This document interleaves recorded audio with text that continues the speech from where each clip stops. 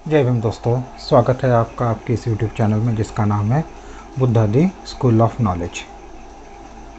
पिछली वीडियो में हमने जाना था कि आर्य सत्य क्या है। आर्य सत्य ये विषय पिछले वीडियो में अपूरा रह गया था, तो आज इस वीडियो को हम उसी वीडियो के साथ कंटिन्यू करते हुए आज जो शेष बचे हुए आर्य सत्य है इनके बारे में आज हम अच्छे से जानेंगे। पिछले वीडियो में हमने जाना कि आर्य सत्य क्या है,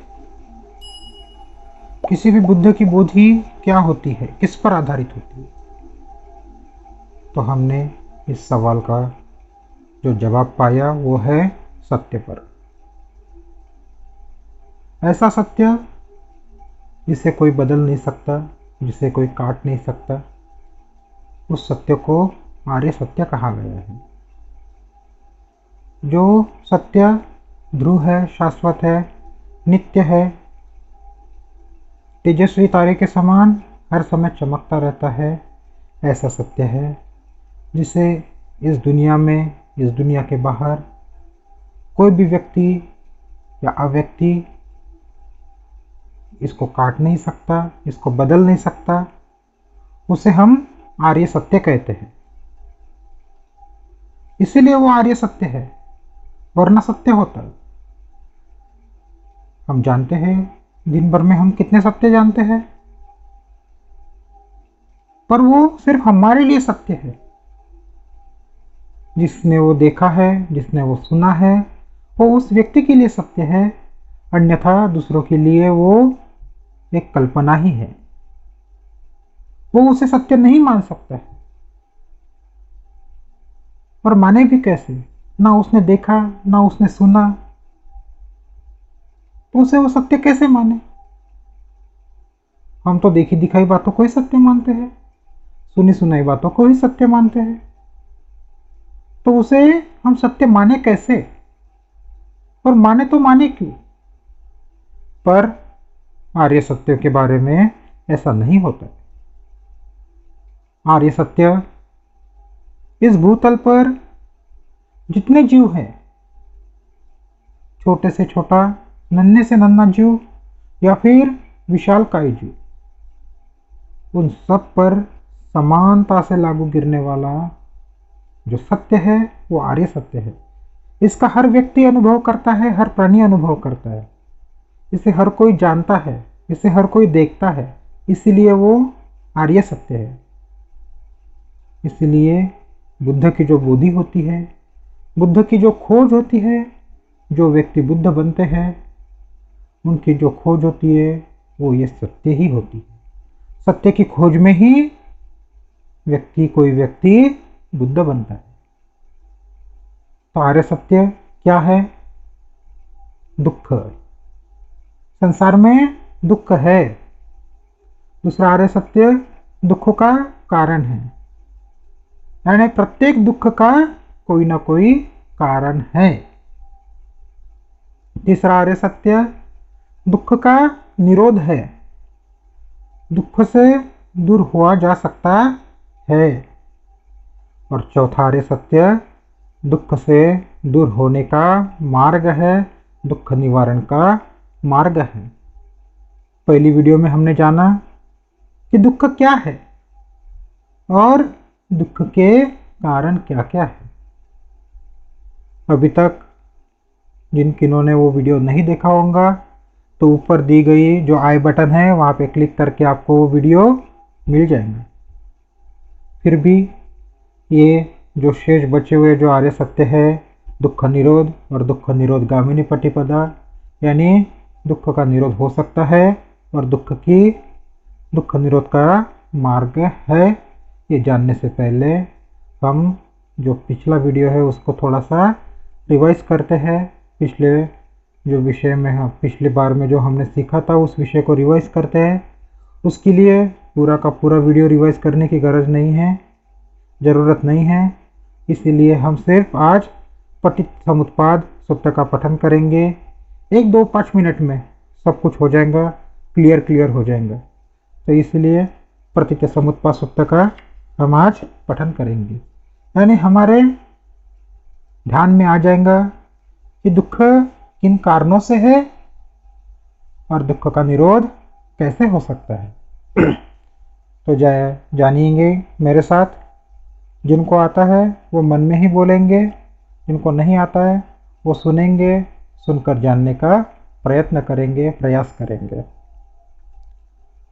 पटिच्च समुत्पाद यानी प्रतीत्य समुत्पाद।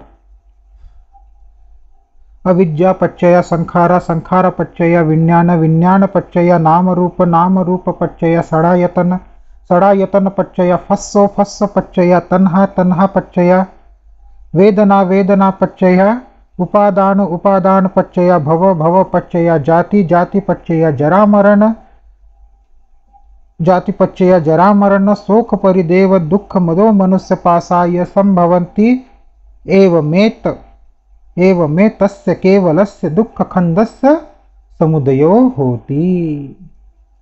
क्या क्या है दुख के कारण? अविद्या यानी अविद्या है, दूसरा संस्कार है, तीसरा विज्ञान है। विज्ञान यानी साइंस नहीं। बहुत लोग विज्ञान में कंफ्यूज कर जाते हैं कि ये साइंस से जुड़ी हुई बात होगी। नहीं, ये साइंस से जुड़ी हुई बात नहीं है। ये विज्ञान, ये 6 आयतनों का विज्ञान है, यानी जानना है। नाम रूप, नाम और रूप, किसी भी व्यक्ति का नाम और रूप ये भी दुख का कारण है।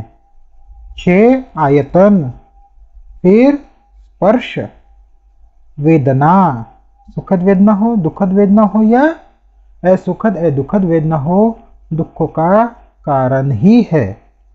उसके बाद तृष्णा जो है भव तृष्णा, फिर उपादान स्कंद जो हमने पिछली वीडियो में अच्छे से जाने,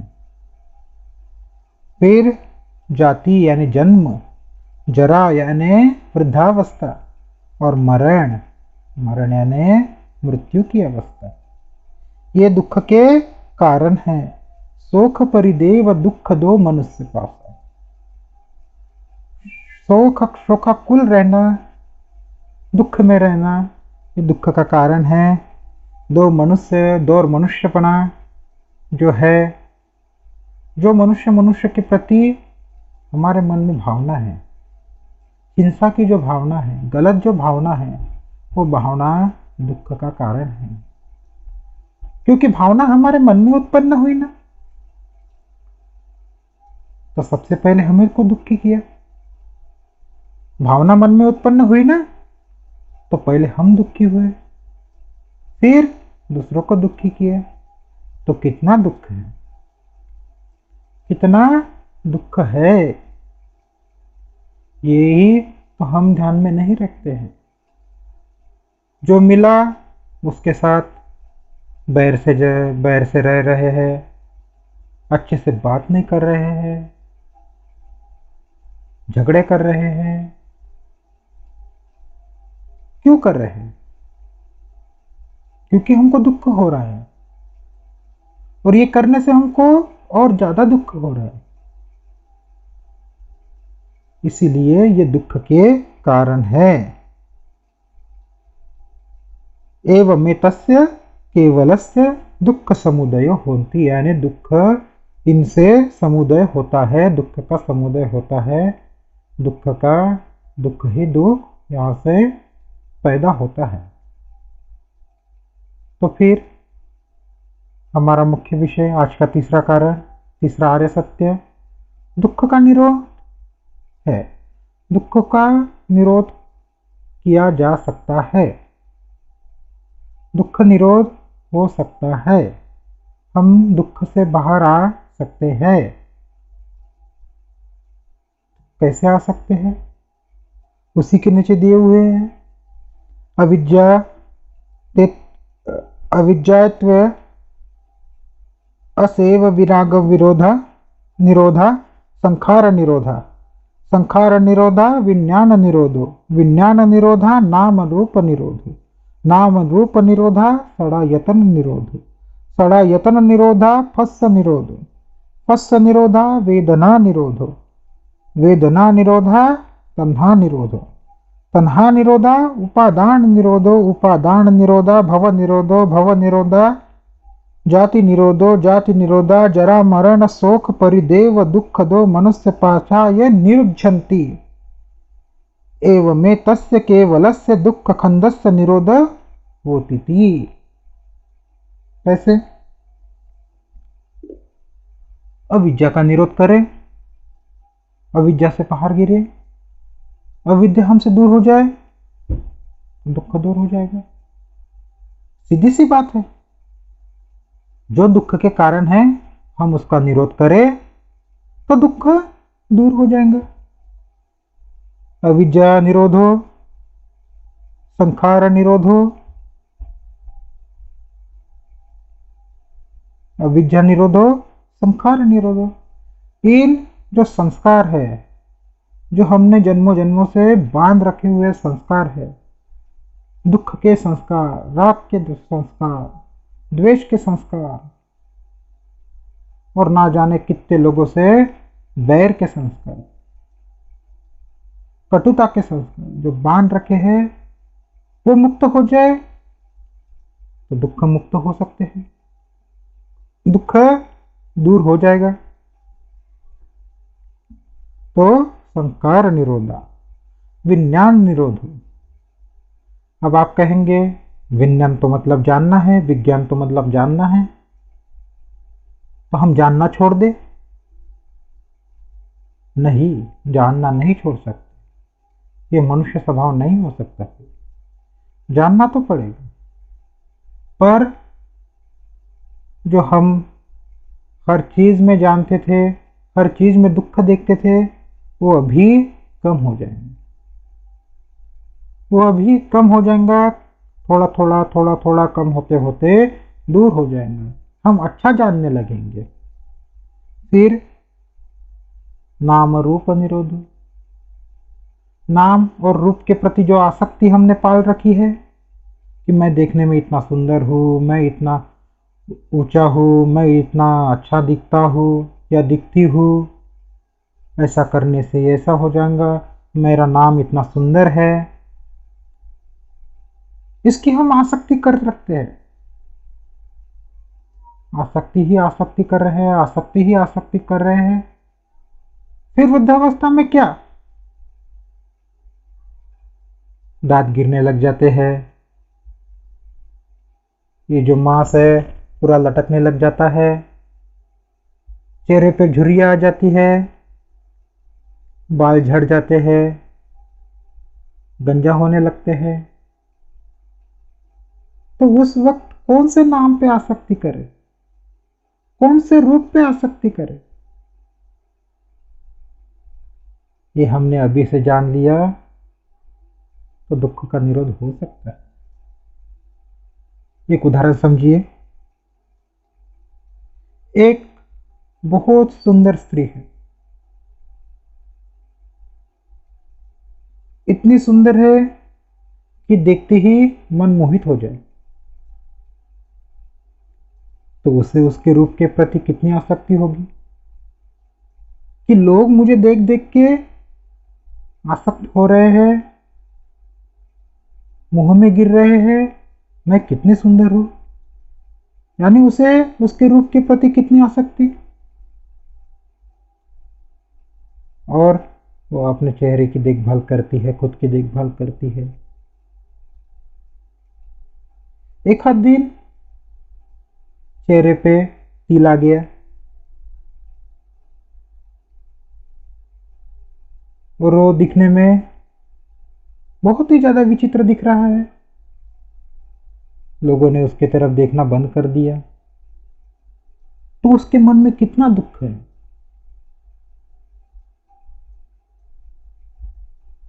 आसक्ति टूटी तो दुख का समुदय हुआ, ये जानना पड़ेगा। आसक्ति टूटी कि दुख का समुदय हुआ। आसक्ति को टूटने नहीं, छोड़ देना है। तो उसके चेहरे के तरफ अभी कोई देख नहीं रहा है, कोई देख नहीं रहा है, तो उसके मन में कितना दुख है कि ये चेहरा कैसा कलंकित हो गया, ये तिल ने मेरा चेहरा पूरा खराब कर दिया, अभी मैं नहीं जी सकती, इस चेहरे के साथ अभी मैं किसी को मुंह नहीं दिखा सकती। तो फिर आत्महत्या का प्रयत्न हो जाता है। छोटा सा तिल पूरे जीवन का कारण बन गया। तो कितना दुख है। इसी आसक्ति को छोड़ देना है, इसी आसक्ति से मुक्त होना है। किस रूप पे आसक्ति करे? हर किसी की अवस्था वही होने वाली है। हर व्यक्ति वृद्ध होने वाला है, हर व्यक्ति वृद्ध होने वाला है, मरने वाला है। ये काया तो पूरी की पूरी नश्वर है, इसका बाल भी हमारे साथ नहीं आ सकता।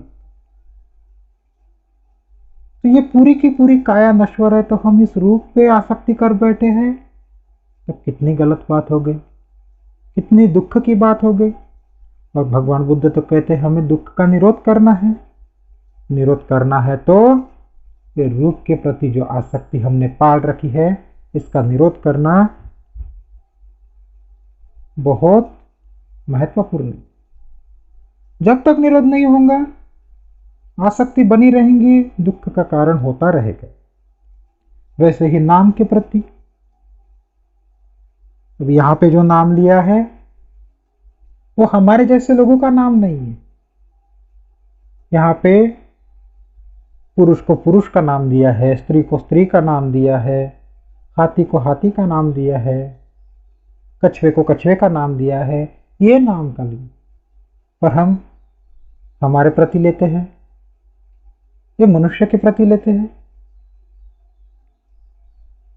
एक आध व्यक्ति का नाम अच्छे मॉडर्न जमाने का नाम है, तो उसे कितना गर्व है अपने नाम कि मेरा नाम इतना अच्छा है, तेरा नाम ऐसा है, तू पुराने जमाने का नाम है।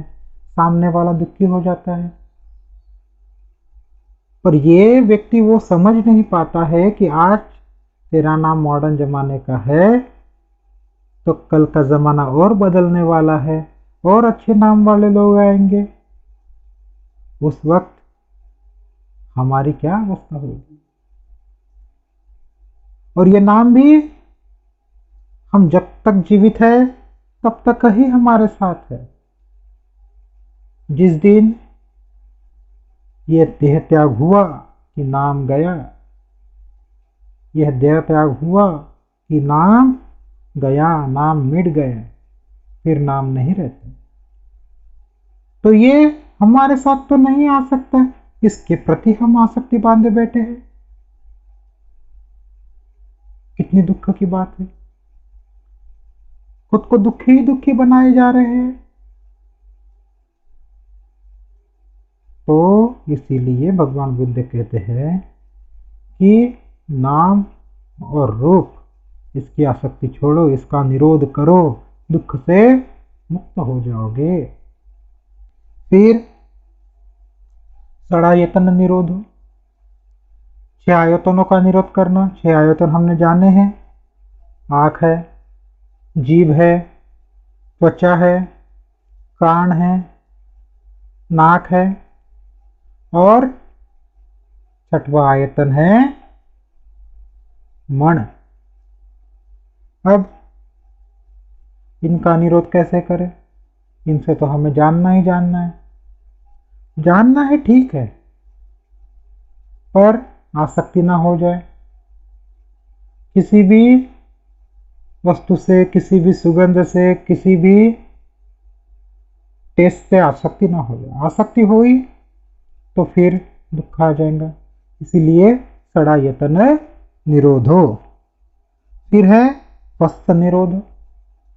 स्पर्श, किसी का स्पर्श अच्छा लगा, स्पर्श का हमने उदाहरण पिछली वीडियो में भी जाना था। किसी का स्पर्श अच्छा लगा तो अच्छा लगा, फिर वही स्पर्श चाहिए, बार बार वही स्पर्श चाहिए। वो स्पर्श नहीं मिला तो दुख आ जाएगा, फिर मन दुखी हो जाएगा, क्रोधित हो जाएगा। तो दुखी क्रोधित हो जाएगा तो फिर हम दुख की तरफ गए, दुख समुदय हो गया। इसलिए स्पर्श का भी निरोध करना चाहिए, न्यूट्रल। वेदना निरोधो, वेदना तीन ही प्रकार से वेदना का निरोध करना चाहिए। सुख की वेदना आजीवन हमारे साथ नहीं रहने वाली है, दुख की वेदना आजीवन हमारे साथ नहीं रहने वाली है, क्षण भर की मेहमान है। अभी सुखद वेदना आई तो झूम रहे, नाच रहे, और उसी के बाद तत्काल में दुखद वेदना आई तो रोने लगे। ये भी बराबर बात नहीं है, दुख ही दुख आ जाएगा। सुखद है दुखद वेदना आई, हम न्यूट्रल रह गए तो दुख मुक्त हो जाएंगे। इसलिए सुखद वेदनाएं जानना चाहिए कि ये कुछ क्षण की मेहमान है, दुखद वेदनाएं तो जानना चाहिए कुछ क्षण की मेहमान है, आएंगी और चली जाएंगी। इन सब का स्वभाव क्या है? अनित्य स्वभाव है। उत्पन्न होती है, कुछ देर बाद मिट जाती है, चली जाती है। उत्पन्न होती है, फिर कुछ समय रुकती है, फिर चली जाती है। तो वेदना निरोध है। तन्हा निरोधो, तृष्णा का निरोध करना बहुत ही ज़्यादा गरज का है, बहुत ही ज़्यादा महत्वपूर्ण है। भव तृष्णा हो, विभव तृष्णा हो, काम तृष्णा हो, तृष्णा अपूरी रही, असंतुष्ट रही तो दुख आ जाएगा। तो इसका भी दुख निरोध करना बहुत महत्वपूर्ण है। फिर उपादान निरोधो, उपादान स्कंद हमने जाने हैं, रूप है, विज्ञान है, संस्कार है, संज्ञा है, वेदना है, इनका निरोध होना चाहिए। इनका निरोध हो जाए तो मन सुखी हो जाएगा। फिर जाति जरा दुख दो मनुष्य पास आए। ये जो मन में हमने दो मनुष्य पाल रखे हैं, हर लोगों के प्रति जो लोग दिखा कि हमारे मन ने कल्पना करना चालू की, जो हमें अच्छा लगा हमने अच्छा किया, अच्छा कह दिया, जो हमें बुरा लगा वास्तविकता में वो बुरा नहीं है, उसका स्वभाव अभी तक नहीं जाना है, अभी हम उससे मिले भी नहीं, उससे बात भी नहीं की, फिर भी हमारे मन ने जजमेंट दे दिया कि ये व्यक्ति बुरा है, ये व्यक्ति का स्वभाव बुरा हो सकता है। तो दो मनुष्य पाल लिए, दो मनुष्य पाल लिए तो फिर दुख आ जाएगा। वो व्यक्ति हमारे पास जहाँ जहाँ बैठेगा, जहाँ जहाँ हमें दिखेगा, हमारे मन में वही वो चलता रहेगा कि ये व्यक्ति गलत है, ये व्यक्ति अच्छा नहीं है, इसका स्वभाव अच्छा नहीं है। हालांकि हम जानने की कोशिश भी नहीं कर रहे हैं कि ये व्यक्ति अच्छा है या बुरा है, ये व्यक्ति सिर्फ दिखने में ही कठोर है या सच में कठोर है, हम जज कर लेते हैं। हमने जैसे एक ऑफिस ही खोल रखा है लोगों को जजमेंटल सर्टिफिकेट दे देने का, कोई दिखा अच्छा हो या बुरा, वास्तविकता में वो कैसा भी हो, हमारे मन ने कह दिया ये बुरा है, ठप्पा मार दिया, हमारे लिए आजीवन वो बुरा हो गया। हमारे मन ने मान लिया ये अच्छा है, ठप्पा मार दिया, वो कितना भी चाहे बुरा हो, चोर हो, डाकू हो, लुटेरा हो, फिर भी हमारे लिए वो अच्छा ही है, क्योंकि हमारे मन में उसकी छवि बन चुकी है, हमने उसे सर्टिफिकेट भी दे दिया है, तो फिर हमारे मन को मानना पड़ेगा। और उस व्यक्ति से अगर कुछ गलती हमारे विषय हो जाए तो मन कितना दुखी हो जाता है। उस व्यक्ति की हमारे प्रति कुछ गलती हो जाए, मन कितना दुखी हो जाता है कि हमने जिस व्यक्ति पर इतना विश्वास किया, जिस व्यक्ति के प्रति हमने इतनी आसक्ति पाल के रखी थी, वो व्यक्ति ने हमें धोखा दे दिया, मन दुखमय हो गया। इसलिए दो और मनुष्य पालना छोड़ दीजिए, समता की भावना से सबको देखिए, समानता की भावना से सबको देखिए, तो अच्छा ही अच्छा होगा। दुख दो मनुष्य पासायन निरुद्धन्ति, तब दुख का निरोध हो जाएगा, दुख निरुद्धन्ति हो जाएगा, दुख का निरोध हो जाएगा। भगवान बुद्ध ने बहुत ही सुंदर तरह से पटिच्च समुप्पाद सूत्र में दुख का समुदय और दुख का निरोध बताया है। और आखिर में भगवान के वो शब्द जो पत्थर के लकीर के समान है, क्या है? अनेक जाति संसारं संधा वेसंग अनिम विसंग गहकारक गवे संतो दुखा जाति पुनः गहकारक दिठोसी पुनगे हमने का हसी सबाते फासुखा भग्गा घ कुटं विसंखितं विसंखारकतं चित्तं खया तन्हानं खय मज्जगाती खयगानं मज्जगाती। भगवान के वो शब्द पत्थर की लकीर के समान। क्या जाना भगवान ने? अनेक जाति संसार, अनेक जन्मों जन्मों से मैंने जो संस्कार बांध रखे हैं, जो संस्कार मैं पाल रहा हूँ, संधा विसंग अनिम विसंग, यही संस्कार मृत्यु के समय मेरे सामने जो संस्कार खड़ा हो जाए तो मेरा फिर से जन्म हो गया, फिर से मैं दुख में चला गया। अनेक जाति संसार संधा वेसंग अनिम विसंग गहकारक गवे संतो दुखा जाति पुनः। ये जो घर बांधने की जो मैंने कल्पना की है, मैं घर बांधते जा रहा हूँ। घर बांधना यानी ये वास्तविक घर बांधना नहीं, दुख के घर बांधना है, संस्कारों के घर बांधना है, संस्कारों के घर बांधना। संस्कारों के घर बांधते बांधते मृत्यु के समय एक आधा संस्कार हमारे सामने खड़ा हो गया और हमारी मृत्यु हो गई, दुख का संस्कार खड़ा हो गया, हमारी मृत्यु हो गई, झट से हमारा पुनर्जन्म उसी दुख में हो गया, उसी दुख में हमारा पुनर्जन्म हो गया। यानी ये जो संस्कार जो हम बांध रखे हैं, राग के, द्वेष के, लोभ के, माया के, मोह के, लालसा के, वासना के, क्रोध के और अनेक कितने ऐसे संस्कार जो हमने बांध रखे हैं, मृत्यु के समय जो संस्कार अपना सर उठाएगा और उसी वक्त मृत्यु आ गई तो झट से उसी संस्कार के साथ उसका अगला जन्म हो जाएगा। गहकारक दिठो से पुनः गए हमने कहा, अभी मुझे वो घर बनाने वाला दिख चुका है। भगवान क्या कहते हैं? अभी मुझे वो घर बनाने वाला दिख चुका है,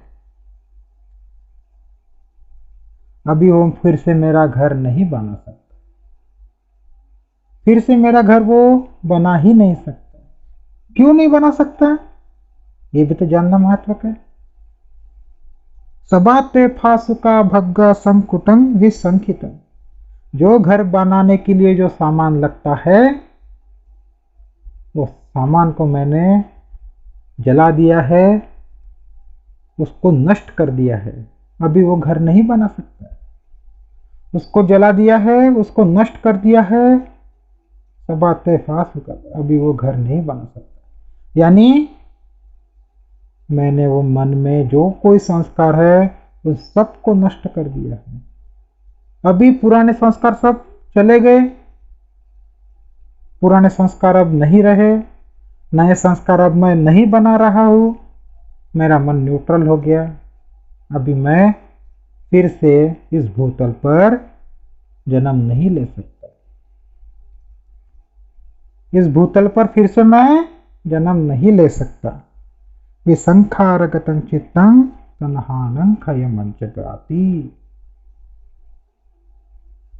कितना सुंदर कहा है कि अभी मैं पुराने संस्कार मुझे छोड़ के चले गए हैं, मैंने उन सबको छोड़ दिया है, नए संस्कार अभी मैं बनाने नहीं वाला हूँ, तो अब मेरा चित्त पूरा खाली हो चुका है, राग से, द्वेष से, मोह से, माया से, लालसा से, वासना से, इत्यादि इत्यादि कर्मों से मेरा चित्त भी पूरा खाली हो चुका है। अभी मेरे चित्त में वो संस्कार उत्पन्न नहीं होते। ये भगवान के पत्थर के लकीर के समान शब्द है। हम इसका उल्टा ही करते हैं, हमेशा हम इसका उल्टा ही करते हैं। आज जीवन हम आसक्त रहते हैं संस्कार बनाते जाते हैं। लोभ के, माया के, वासना के, व्यक्ति दिखा कि उसके प्रति लोभ आया, व्यक्ति दिखा कि उसके प्रति वासना जागृत हुई, और ये संस्कार हम हमारे आजीवन यानी मरण आने तक हम ये संस्कारों को बनाते रहते हैं। और अंत समय में हम चाहते हैं कि हमारी इस दुख से मुक्ति हो जाए, ये संसार से हम मुक्त हो जाए, पर ये जो जन्म भर के जो बांधे हुए संस्कार जो है, आखिरी समय में कौन सा संस्कार सर उठाएगा और हमारा फिर से जन्म हो जाएगा। इसलिए भगवान कहते हैं दुख का निरोध हो सकता है।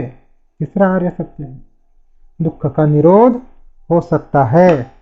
और चौथा आर्य सत्य है दुख निरोध गामिनी पटिपदा। ये सब निरोध करने के लिए भगवान ने दुख निरोध गामिनी पटिपदा बताया है।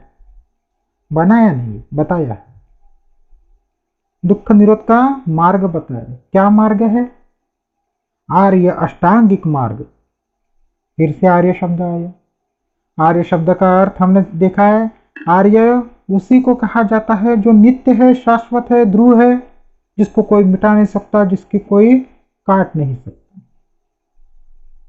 ऐसा मार्ग है। अष्टांगिक मार्ग है। अष्टांगिक मार्ग यानी 8 अंगों का मार्ग है। तो इस जो आर्य अष्टांगिक मार्ग है, इसके बारे में हम सविस्तर से इसके बाद आने वाली वीडियो में सविस्तर से जानेंगे, पर आज मोटे मोटे स्वरूप में हम देख लेते हैं। तो क्या है आर्य अष्टांगिक मार्ग? सम्यक दृष्टि, सम्यक संकल्प, सम्यक वाणी, सम्यक कर्मांत, सम्यक आजीविका, सम्यक व्यायाम, सम्यक स्मृति और सम्यक समाधि। ये आर्य अष्टांगिक मार्ग है। तो ये दुख निवारण के ये आर्य अष्टांगिक मार्ग है। इसके विषय जानने के लिए हम अगली वीडियो में इसको विस्तार पूर्वक अच्छे से जानेंगे, क्योंकि इसी वीडियो में ये सब कुछ जानना संभव नहीं हो सकता है। आर्य अष्टांगिक मार्ग एक बहुत बड़ा विषय है, इसी वीडियो में वो डालना शक्य नहीं है, पॉसिबल नहीं है। इसीलिए आर्य अष्टांगिक मार्ग को हम आने वाली अगली वीडियो में जानेंगे। इतना ही कह के आज का जो विषय है 4 आर्य सत्यों का, जो शेष बचे हुए 2 आर्य सत्य थे, दुख निरोध और दुख निरोध गामिनी पटिपदा, इसके बारे में हमने विस्तार पूर्वक जाना है। और मैं आशा करता हूँ कि आप ये आर्य सत्य को अच्छी तरह से मनन करेंगे। अगर आप लोग नए हो, इस चैनल पर नए हो, तो इस चैनल को ज़रूर सब्सक्राइब कीजिए। सब्सक्राइब के बाजू में जो बेल आइकन है उसको प्रेस करके ऑल कीजिए, यानी आपको सब वीडियो की नोटिफिकेशन मिल सके जैसे हम वीडियो अपलोड करते हैं। किसी को कोई दिक्कत हो तो वीडियो के कमेंट बॉक्स में वो क्यूरी डाल दीजिए, मैं पर्सनली आप सबको उसका रिप्लाई करूँगा। और हमारे इतर हैंडल्स और व्हाट्सएप ग्रुप में ज्वाइन हो जाइए। इसी इतना ही बोल के आज का वीडियो समाप्त करता हूँ, आज का वर्ग समाप्त करता हूँ। नमो बुद्धाय, जय भीम।